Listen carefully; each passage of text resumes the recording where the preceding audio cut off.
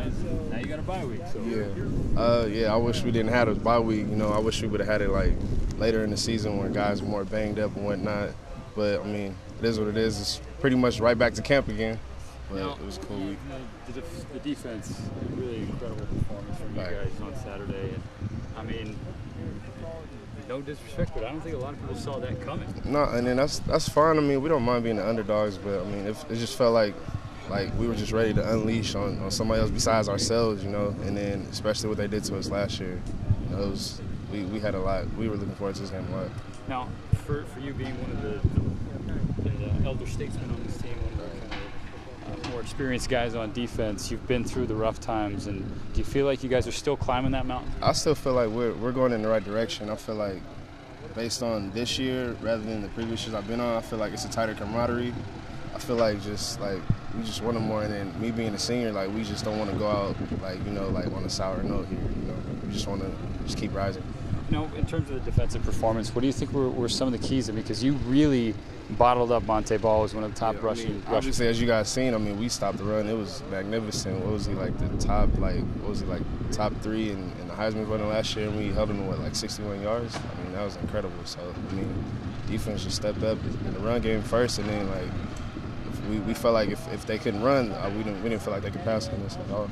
Now, was it a matter of just kind of keeping them on their toes, off balance with switching up schemes, or what did you guys do that made you able to? I just felt like we just played Oregon State football. I mean, we didn't have to change up too much, but we just went out there and did what we felt like we can accomplish. One of the guys who kind of stood out is DJ Welch. Yeah. You're on the same side of the field with him. What is it like DJ that kind of makes him a good player? Well, I mean, people don't understand how fast DJ really is. Like, he's at a linebacker, but he could probably run just as fast as some of us corners and some of the safeties. So I think that's one main asset that he has in his repertoire. That he's very, very fast. You faster than him? Yeah, yeah. I'm not gonna say that he's faster than me. Of course not.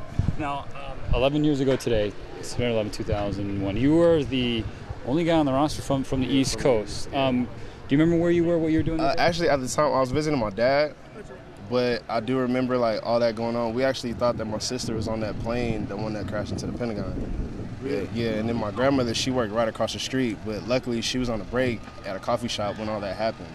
So it was kind of hectic, especially with all my family back in New Jersey and whatnot. Now, at what point did you find out about their well-being? It was well, for me, because back then I didn't have no cell phone or anything like that. But I found out from my mom a couple days later, because she was actually out there at the time, but she was in New Jersey when it happened. But she had called me. She was like, "Yeah, Bubby's fine. You know, your sister's fine." We thought she was coming out to California. And luckily she didn't get on a flight or whatever, so everything was cool. Can you believe that it was 11 years? No, it seems like, honestly, it was yesterday. Kind of, but it's 11 years. It's crazy. I'm only 23, so just thinking 11 years ago, that was just wow.